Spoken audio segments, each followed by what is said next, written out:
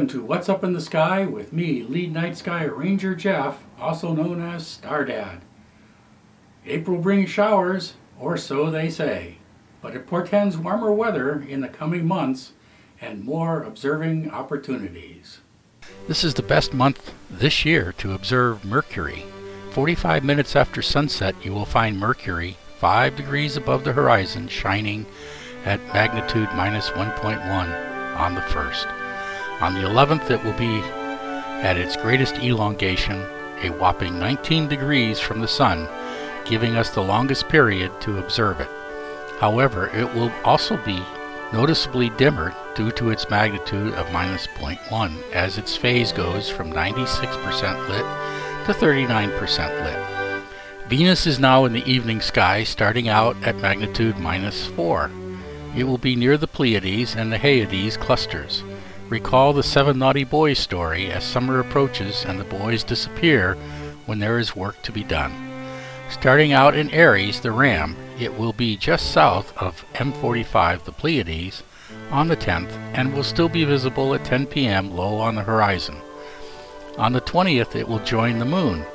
By the 23rd, it will enlarge to 16 arcseconds and brighten slightly to a magnitude of minus 4.1. By the end of the month, it will climb into Taurus the Bull.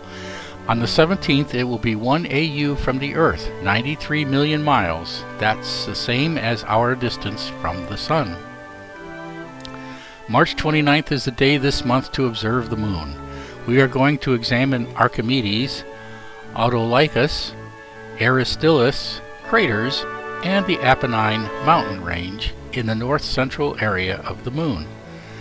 The low angle of the sun's rays will highlight the crater walls and mountains. Note how smooth the floor of Archimedes is.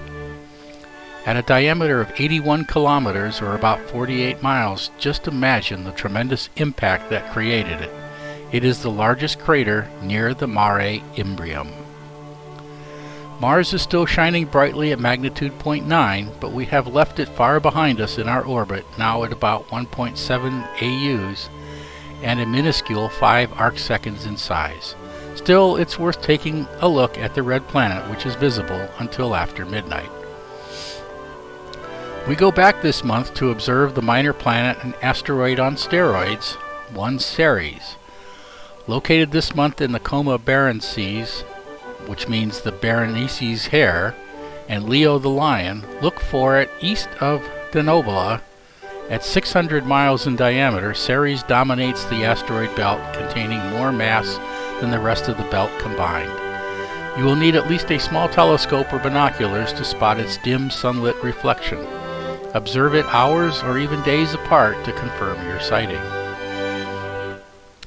Jupiter is in conjunction with the Sun on the 11th and thus unviewable. Saturn is now a morning planet, rising about 5 a.m. on the 1st and around 3 a.m. by the 30th. The rings will only be at 9-degree tilt and getting flatter until opposition in August. Titan, its largest moon, will be west of Saturn on the 30th and at 8th magnitude will require a small telescope to spot. Uranus will be close to Mercury within 4 degrees, but a serious challenge to find in view of its dimness and proximity to the Sun. Neptune is just coming around from its solar conjunction and will only be 7 degrees high an hour before sunrise at the end of the month. Comet C2020 V2 ZTF passes through the Triangulum constellation. Its closest approach to the Sun occurs next month, but as its distance will only be 2.2 AUs, no green tail of excited carbon molecules is expected to be generated. You will definitely need a telescope and at least 120 power to be able to pick out the 10th magnitude fuzzball. This month is the month of the Lyrid meteor showers from the 14th to the 30th, peaking on the 22nd. Plan on observing at midnight when the show really starts at a rate of around 18 per hour. The show goes on well until sunrise. Yes, there is a solar eclipse on the 20th, but it is only viewable in the Indian Ocean and Perth, Australia, nowhere near us.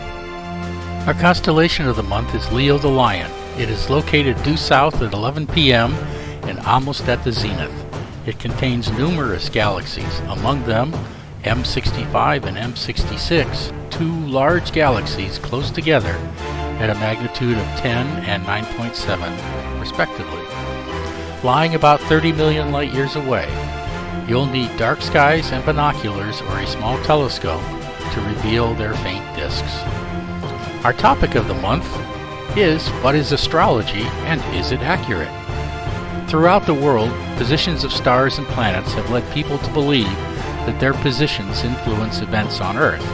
Most predictions are extremely vague until hindsight proves them either correct or false.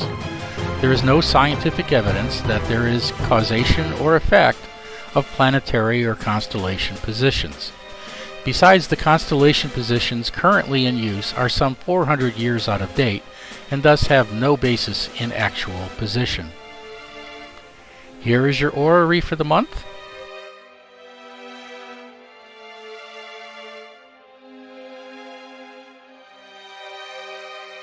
Here is your list of events.